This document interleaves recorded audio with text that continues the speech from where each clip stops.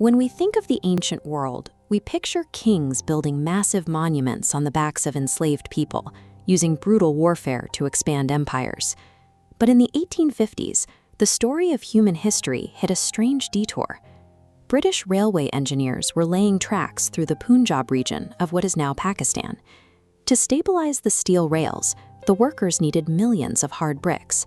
They found huge, crumbling mounds of them nearby, perfectly baked and seemingly endless, and shoveled them directly under the tracks. What those engineers didn't realize was that their modern industrial project was grinding up the physical foundations of a lost world, a civilization older and larger than ancient Egypt. It took until the 1920s for archaeologists to conduct systematic excavations. When they finally did, they uncovered the massive twin cities of Harappa and Mohenjo Daro.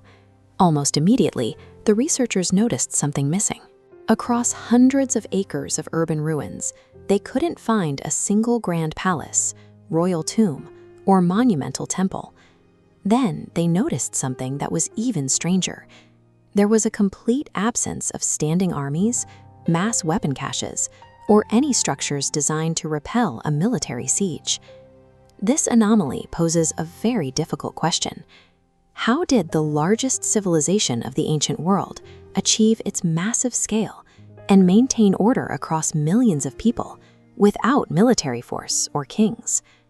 To understand how they did it, we have to look back to roughly 3300 BCE, when early farming communities migrated from the mountains into the rich, fertile river valleys of the region.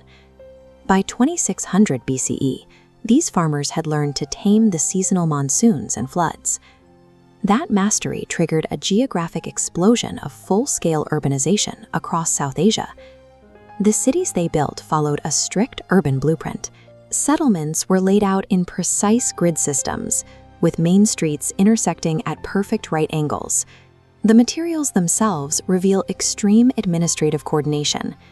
The baked bricks used to construct these walls and steps were standardized to exact uniform proportions across hundreds of miles of territory.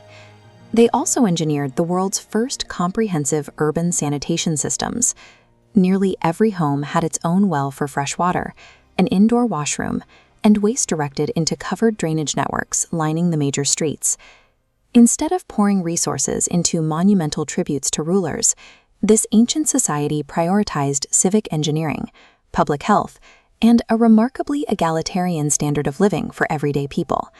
Without military conquest to drive their expansion, the engine of the Indus Valley was long-distance maritime and overland commerce.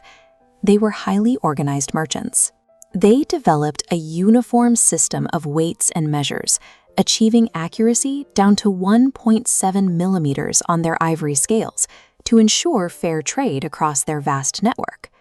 When we look at their art, we see the human side of this culture.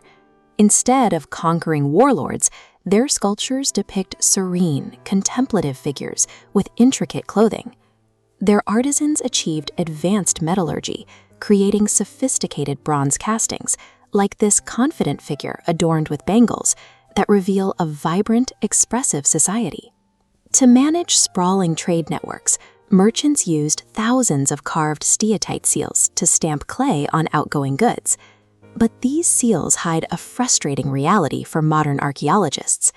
The 400-plus characters carved above the animals represent a writing system that remains entirely undeciphered. We possess the intimate blueprints of how these people lived, bathed, and traded. Yet, because we cannot read their words, their actual names and their voices remain permanently locked in time. Around 1900 BCE, the bustling streets of these massive cities began to rapidly empty. Decades of research have overturned the old theory of a violent invasion from Central Asia. The physical evidence simply doesn't show signs of a final battle. This chart tracks estimated monsoon rainfall data over millennia. The steep drop-off starting at 1900 BCE signals an invisible killer, a mega drought caused by a macro shift in global climate patterns. As the vital monsoon rains weakened, the Gagan-Hakra river system, the lifeline for many of these settlements, slowly turned seasonal. Without a reliable water supply, the cities simply died of thirst. The population was forced into a massive eastward exodus toward the Ganges basin, abandoning their meticulously planned brick grids to the encroaching desert. This migration ensured the legacy of the Indus people. Their genetics, multi-cropping agricultural strategies, and cultural practices survived to weave the social patterns of modern South Asia. The story of the Indus Valley proves that human society can scale massively through peace, trade, and civic care. What they left behind is a haunting blueprint